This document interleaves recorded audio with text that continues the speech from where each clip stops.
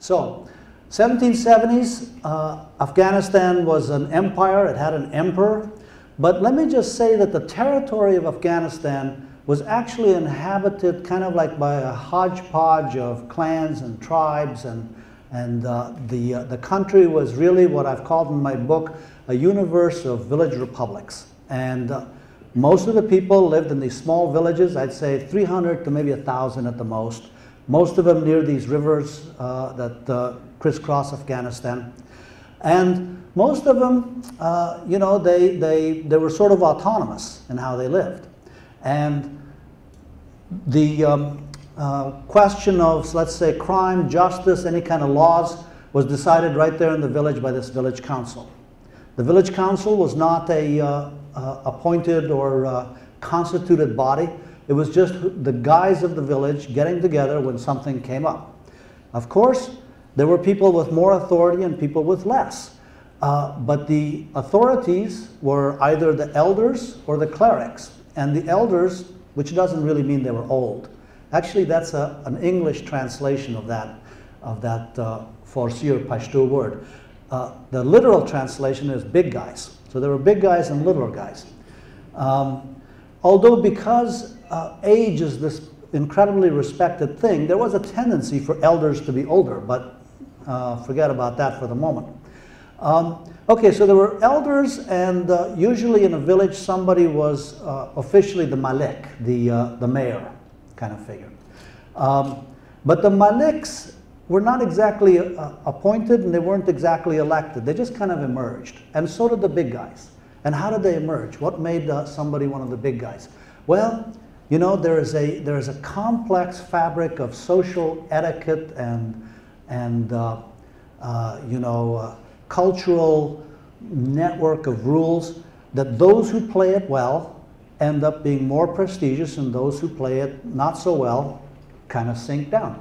It's true that if your father was an important guy, you have a leg up.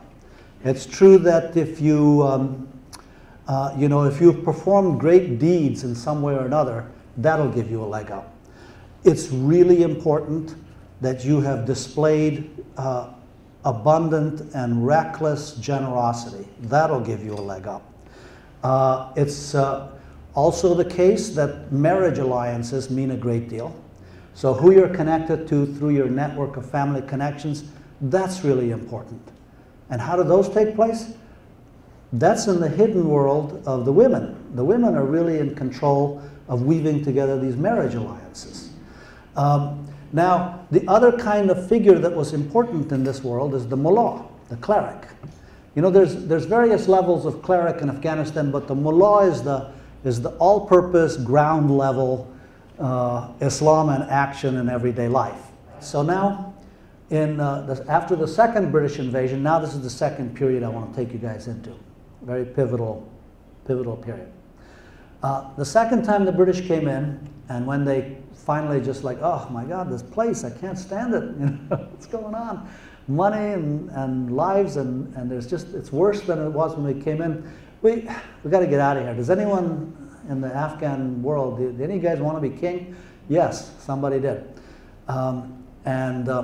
So he made a deal, and the British said, okay, you're king. And he said, I'll be king, I'll take over, and I will do the one thing that you actually care about. I won't let the Russians in. And in return, there's one thing I'm going to need from you. You don't come in. And here's the line where the British, where the Russians are going to be kept out. It's now the northern border of Afghanistan. And here's the line where you guys are going to not cross. And that's this famous Durand line that until recently still formed the southern eastern border of Afghanistan. And he did all that because he realized that the old days were over, and a guy like him was not going to get the tribes together and go conquer India and do that rhythm that had been seen in this part of the world century after century. There was a process that went from turn of the century to 1970s. This time it is the 1970s. And this process, with some interruptions, was one of building up a modern Afghanistan as a superstructure. And there was a negotiation with the other Afghanistan. Occasionally there were tribal wars and tribal uprisings.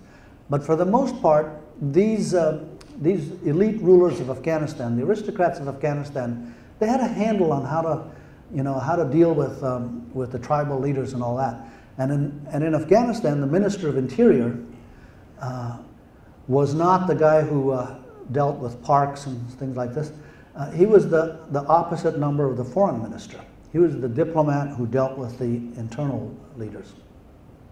So 70 plus years of progress in that direction, and then it all fell apart. The Soviets, communists seized power, and then the Soviets came in. And then the country was just as destroyed as could possibly be imagined.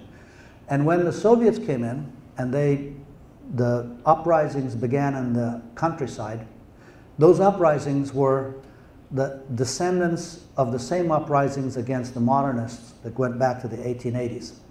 And when the Soviets pursued their war, especially in the mid-80s, when they decided, okay, we gotta finish this thing quick because we're falling apart. This is bleeding us into death. So the idea was that the insurgents were getting their nourishment not from base camps outside the country, which is a standard sort of idea about guerrillas, but their base camps were in the country. They were holding up in villages, and villagers would feed them and stuff. So the Soviets went on a campaign to basically depopulate rural Afghanistan. I'm just going to quickly say something about now. We went in and we drove out the Taliban, and we actually did. And I went there in 2002, and I felt like I didn't go all over the country, but wherever I went, the Afghans I met were just so optimistic. They really thought this was the end of 25 years of war. America was here to save us, and everything was going to be great.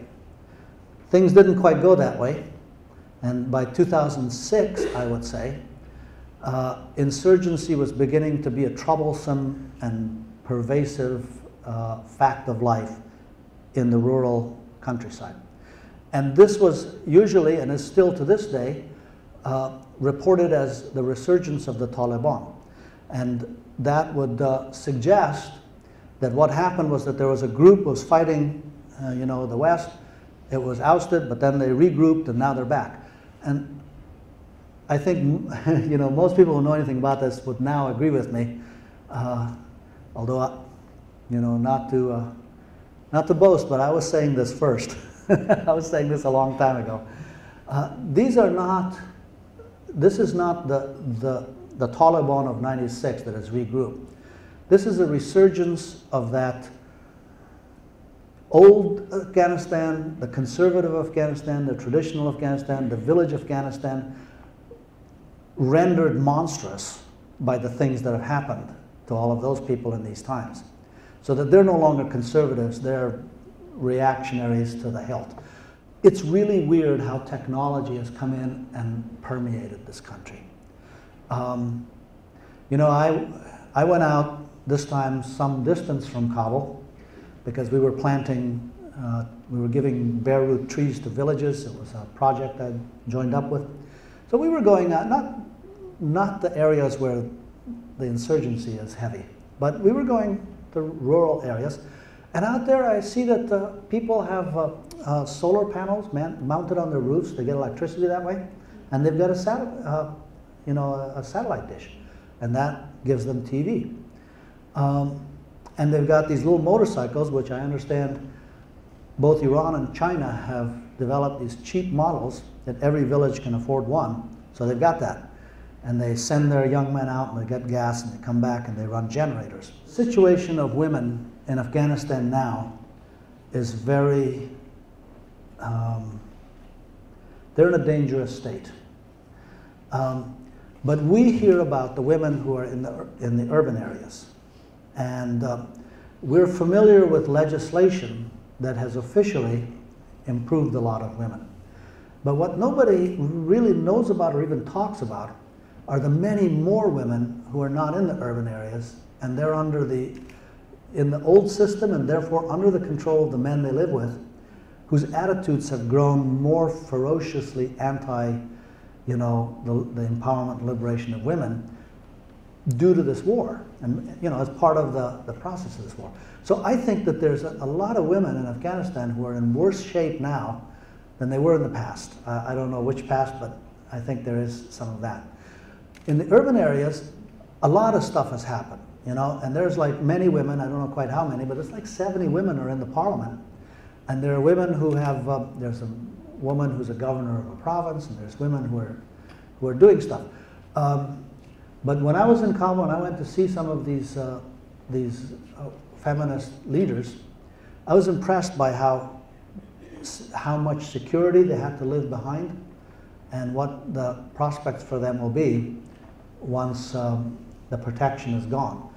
So the very process that was supposed to give Karzai legitimacy did the opposite. He had no legitimacy when he came in. You know, at the time, I thought, well, there's two ways to look at it. Karzai, first of all, had really no authority or prestige in Afghanistan. So he didn't have that thing that Afghan leaders have to have. But on the other hand, everybody who had that was someone who had disgraced themselves with their horrible brutality during the war. And so, you know, they had prestige and followers, but they also had die-hard enemies. So at the time I thought, well, put in a guy like Karzai, nobody really knows who he is, and that might be good.